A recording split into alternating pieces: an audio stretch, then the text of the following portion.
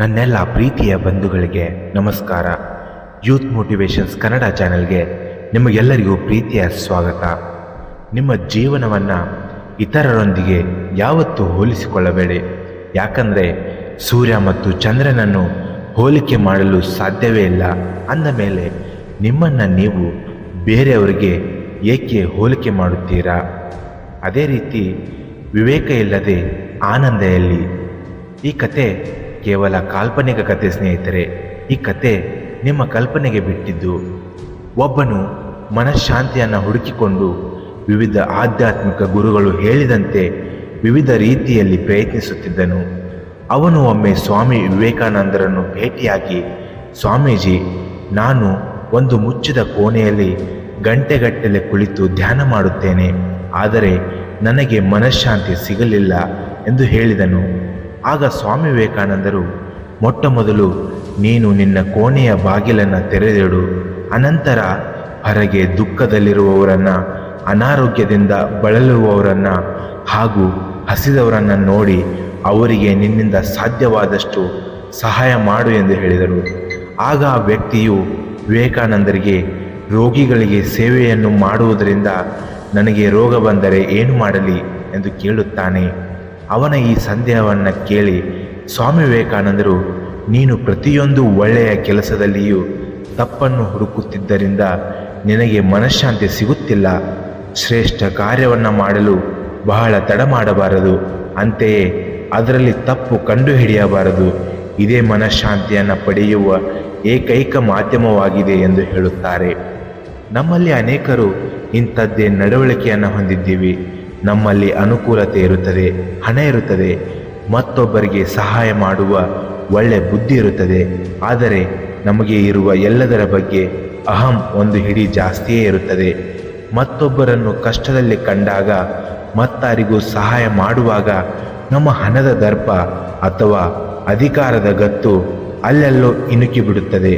ನಮ್ಮ ಮಾತಿನಿಂದ ನಾವು ಮಾಡುತ್ತಿರುವ ಉಪಕಾರವನ್ನು ಎತ್ತಿ ಹಿಡಿದು ಅಥವಾ ಅದರ ಬಗ್ಗೆ 4 ಜನರಿಗೆ ಡಂಗೂರ ಹೊಡೆದು ದೊಡ್ಡ ಸದ್ದು ಮಾಡುತ್ತೇವೆ. ಇಂದಿನ ದಿನಗಳಲ್ಲಿ ಅನಾಥಾಶ್ರಮಗಳಿಗೆ, ವೃದ್ಧಾಶ್ರಮಗಳಿಗೆ ಹೋಗಿ ಬಡ ಮಕ್ಕಳೊಂದಿಗೆ ತಮ್ಮ ಮಕ್ಕಳ ಹುಟ್ಟುಹಬ್ಬವನ್ನು ಆಚರಿಸಿ ಅದರ ಫೋಟೋಗಳನ್ನು ಸಾಮಾಜಿಕ ಜಾಲತಾಣದಲ್ಲಿ ಹಂಚಿಕೊಳ್ಳುವ ಜನರನ್ನು ನೋಡಿದ್ದೇವೆ. ನಿಜವಾಗಿಯೂ ನಾವು ಸೇವೆ, ಸಹಾಯ ಎಂದು ಮಾಡುವುದಾದರೆ ಅದಕ್ಕೆ ಪ್ರದರ್ಶನದ ಅಗತ್ಯವೇ ಇಲ್ಲ. ಅದಕ್ಕಿಂತ ಹೆಚ್ಚಾಗಿ ಮತ್ತೊಬ್ಬರಿಗೆ ಸಹಾಯ ಮಾಡುವಾಗ ಅವರು ಜೀವನದಲ್ಲಿ ಸೋತಿದ್ದಾರೆ ಎಂದು ಅವರಿಗೆ ತಿಳಿಸಿ ನಂತರ ಸಹಾಯ ಮಾಡುವುದಾದರೆ ಅದರ ಹೆಚ್ಚುಗಾರಿಕೆಯಲ್ಲಿ ಉಳಿಯುತ್ತದೆ. ಜೀವನದಲ್ಲಿ ಎಲ್ಲ ಸಂಬಂಧಗಳು ಬಹಳ ಸೂಕ್ಷ್ಮವಾಗಿರುತ್ತದೆ. ನಾವು ಮತ್ತೊಬ್ಬರಿಗೆ ಉಪಕಾರ ಮಾಡದಿದ್ದರೂ ಪರವಾಗಿಲ್ಲ, ಆದರೆ ಅವರ ಜೀವನದ ನಿರ್ಧಾರಗಳನ್ನು, ಅವರ ಸೋಲುಗಳನ್ನು, ಬೀಳುಗಳ ಬಗ್ಗೆ ಉಪೇಕ್ಷೆಯಿಂದ ಮಾತನಾಡುವ ಹಕ್ಕನ್ನು ನಮಗೆ ಯಾರೂ ಕೊಟ್ಟಿರುವುದಿಲ್ಲ. ಬೇರೆಯವರ ಕೆಲಸಗಳಲ್ಲಿ, ಅವರ ವ್ಯಕ್ತಿತ್ವದಲ್ಲಿ ತಪ್ಪು ಹುಡುಕುವ ಸಣ್ಣ ಬುದ್ಧಿಯನ್ನು ತ್ಯಜಿಸಬೇಕು. ಎಲ್ಲರನ್ನು ಸಮಾನವಾಗಿ ನೋಡುವ, ಗೌರವಿಸುವ ಮನಸ್ಥಿತಿಯನ್ನು ಬೆಳೆಸಿಕೊಳ್ಳಬೇಕು.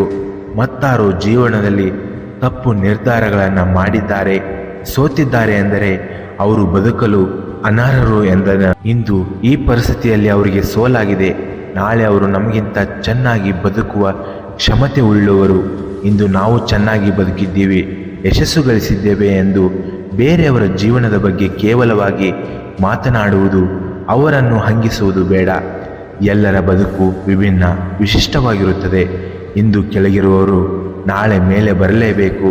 ಮೇಲಿದ್ದಾಗ ತಗ್ಗಿ ಬಗ್ಗಿ ನಡೆಯುವವರು ಜೀವನದಲ್ಲಿ ಏನೇ ಬಂದರೂ ನಿಭಾಯಿಸುವ ಸ್ಥೈರ್ಯ ಉಳಿಸಿಕೊಳ್ಳುತ್ತಾರೆ. ಎಲ್ಲಕ್ಕಿಂತ ಹೆಚ್ಚಾಗಿ ಮನಃಶಾಂತಿ ಎನ್ನುವುದು ನಮ್ಮ ಕೈಲಾದಷ್ಟು ಸಹಾಯ ಮಾಡುತ್ತಾ, ಬೇರೆಯವರಿಗಾಗಿ ಮಿಡಿಯುತ್ತಾ, ಪ್ರಾಮಾಣಿಕತೆಯಿಂದ ಬದುಕಿದಾಗ ಮಾತ್ರ ದೊರೆಯುವಂತಹ ಒಂದು ಸ್ಥಿತಿ.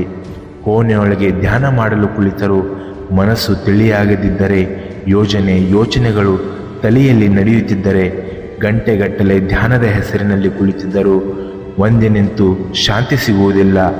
ಮನಸ್ಸು ತಿಳಿಯಾಗಿದ್ದಾಗ, ಸಹಾನುಭೂತಿ, ಸಂತೃಪ್ತಿಯಿಂದ ತುಂಬಿದ್ದಾಗ ಸಂತೆಯಲ್ಲಿ ಕುಳಿತಿದ್ದರೂ ಕೂಡ ಧ್ಯಾನಸ್ಥರಾಗಬಹುದು. ಇನ್ನಷ್ಟು ಹೆಚ್ಚಿನ ಮೋಟಿವೇಶ್ನಲ್ ಕಥೆಗಳಿಗಾಗಿ ನಮ್ಮ ಯೂತ್ ಮೋಟಿವೇಶನ್ಸ್ ಕನ್ನಡ ಚಾನೆಲನ್ನು ಸಬ್ಸ್ಕ್ರೈಬ್ ಮಾಡಿ. ಧನ್ಯವಾದಗಳು. ಜೈ ಹಿಂದ್, ಜೈ ಕರ್ನಾಟಕ ಮಾತೆ.